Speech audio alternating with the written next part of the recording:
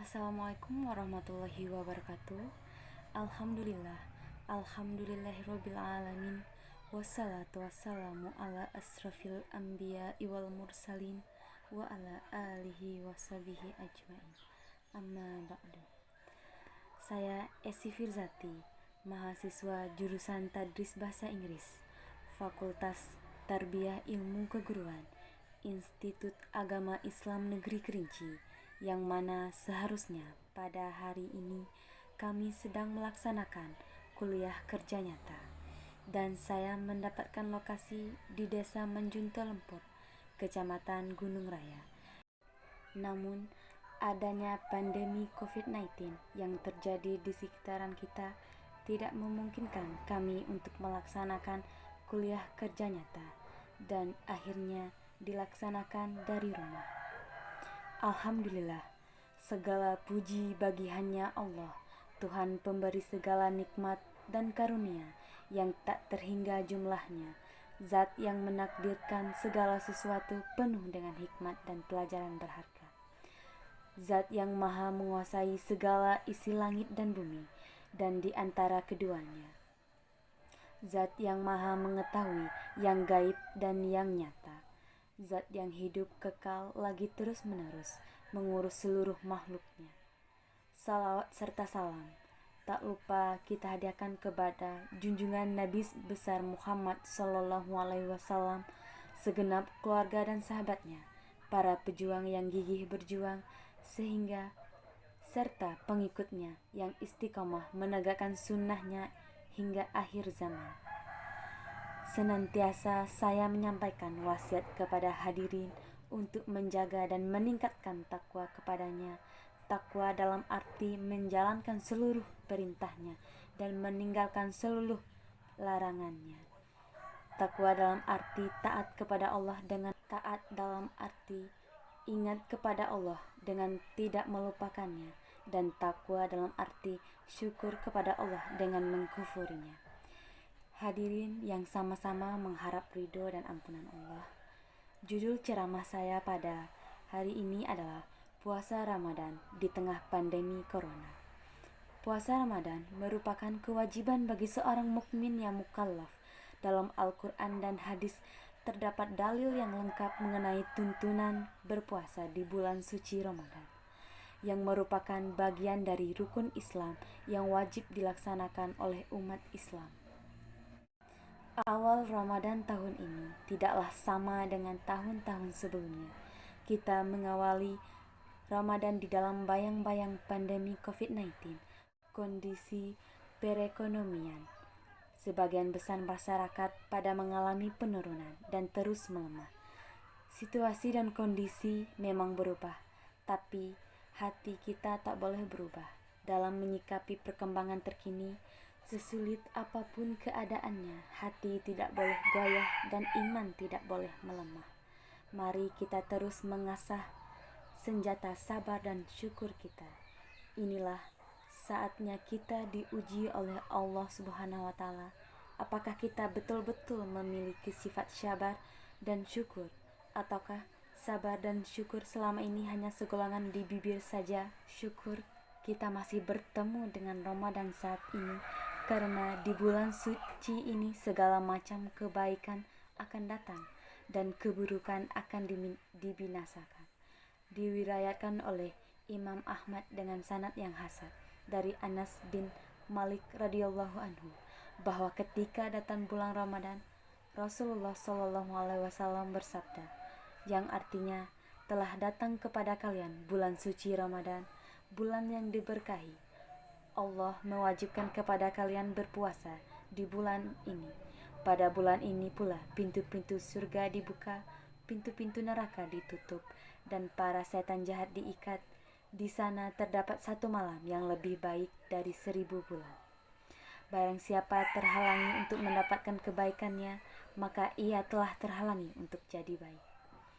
Banyak orang bertanya, apakah wajib hukumnya bagi penderita sakit, terutama saat di COVID, untuk berpuasa? Islam itu membawa kemudahan pada umatnya. Kemudahan didapat dibuktikan di dalam syariat puasa yang kita jalankan, sebagai disebutkan dalam ayat yang artinya Allah menghendaki kemudahan bagimu dan tidak menghendaki kesukaran bagimu.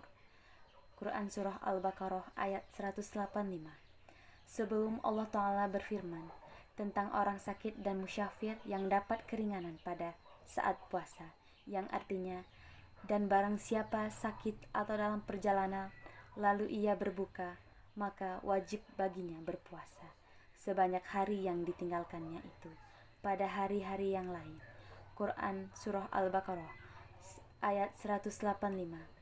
Berkaitan dengan ayat ini, Syekh Wahbah Az-Zuhaili, pakar fikih dan tafsir asal Suriah, dalam kitab tafsir Al-Wazid menjelaskan bahwa ayat yang agung ini menjelaskan ilmu Allah yang menyeluruh, bahwa Allah mengetahui, bukan hanya mengetahui, tapi maha mengetahui semua yang ada dan terjadi di darat dan di tempat-tempat sepi tersembunyi sekalipun, yang mencangkup binatang, perpohonan, pasir kerikil, dan debu, termasuk bakteri dan virus.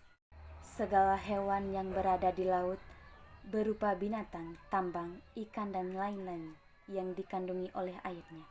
Tiada sehelai daun pun yang gugur dari pohon darat, laut, kota, desa, dunia, dan akhirat, kecuali Allah mengetahuinya.